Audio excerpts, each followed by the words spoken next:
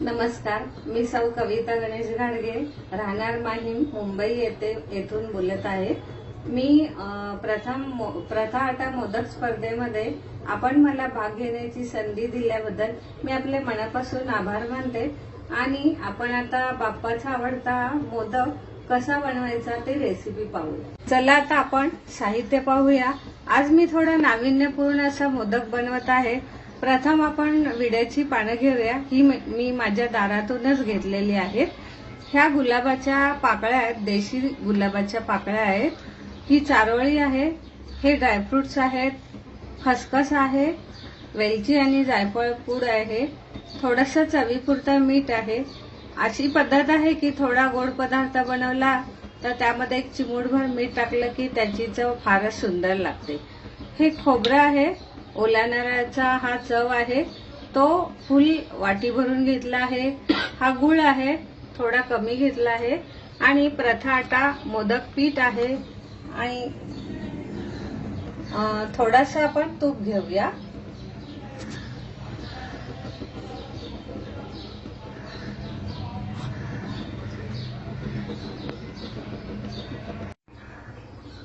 आता आपण मोदकाची पारी बनवण्यासाठी पीठ बनवून घेऊया।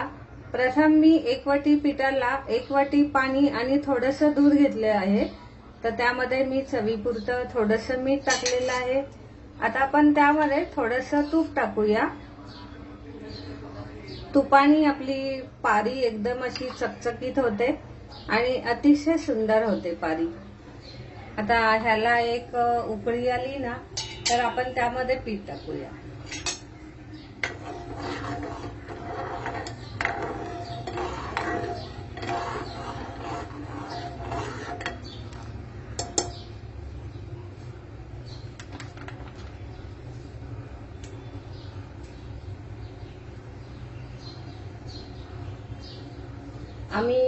माझं माहेर सांगली असल्यामुळे आमच्या गावी शक्यतो गव्हाच्या पिठाचेच मोदक बनवायचो।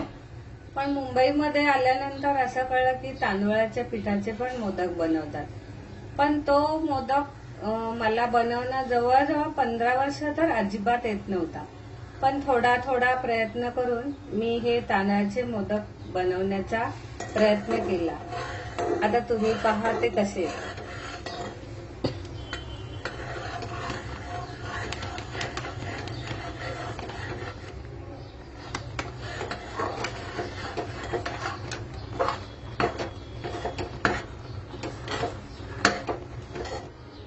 आता आपण कढई गरम करायला ठेवलेली आहे, त्यामध्ये आपण थोडंसं तूप टाकूया। मी साधारण अर्धा ते पाऊण चमचा तूप टाकलेलं आहे।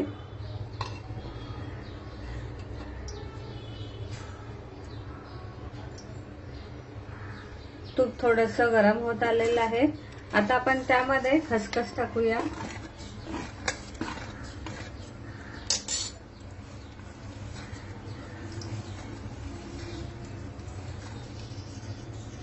खसखस थोडीशी लालसर झाली की आपण त्यामध्ये थोडी चारोळी आणि ड्रायफ्रुट्स टाकूया।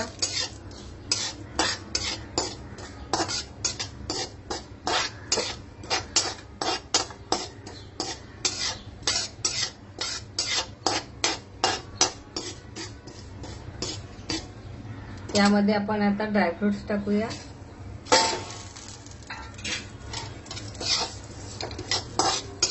ड्रायफ्रुट्स थोडेसे परतून घेतले की ते छान असे कुरकुरीत लागतात। आता आपण त्यामध्ये विड्याची पानं टाकूया। या विड्याच्या पानामुळे आपला मोदक अतिशय सुंदर लागतो। यामध्ये बरेच आयुर्वेदिक गुणधर्म आहेत। आता आपण यामध्ये गूळ टाकूया।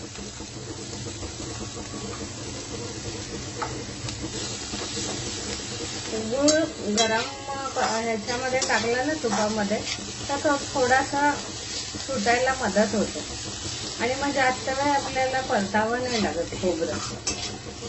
गूळ आपला थोडासा मऊसर झालेला आहे, तर आपण यामध्ये आता खोबरे टाकूया।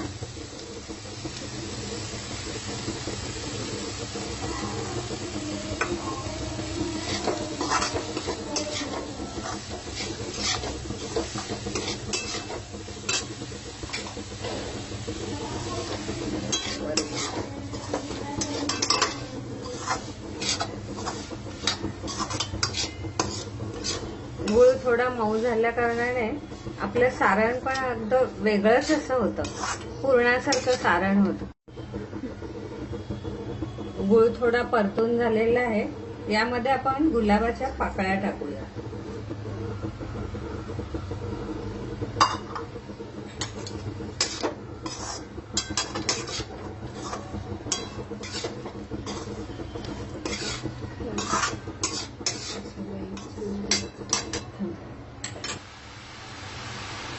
वेलची जायफळ पावडर टाकायची आहे.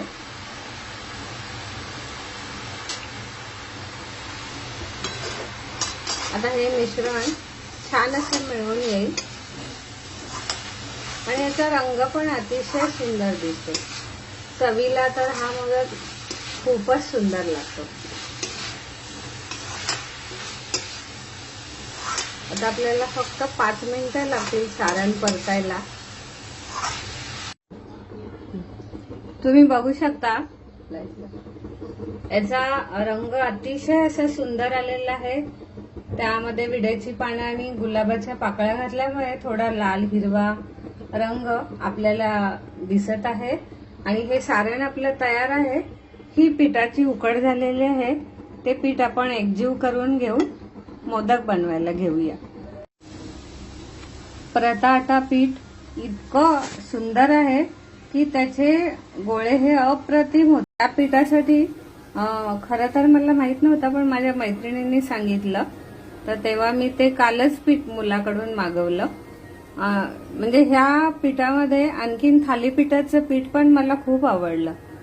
आता याचे मी छोटे छोटे गोळे बनवून पारी करत आहे. अतिशय सुंदर, म्हणजे कुठेही त्याला अशी चीर वगैरे जात नाही. पीठ एकदम सॉफ्ट आणि मऊ आहे.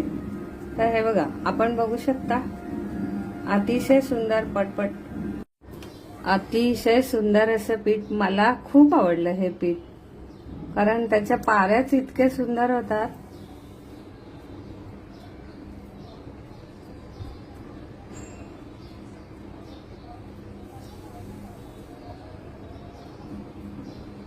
म्हणजे कुठेही थोडा पण प्रॉब्लेम येत नाही याला.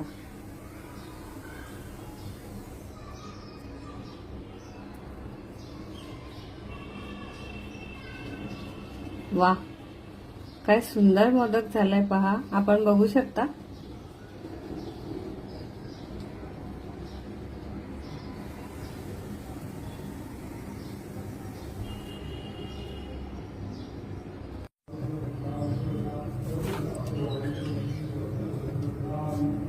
अशा प्रकारे मोदक वाफवायला ठेवायचे. अशा प्रकारे प्रथा आटापासून बनवलेले हे सुंदरसे मोदक झालेले आहेत. बाप्पाचा नैवेद्य तयार आहे.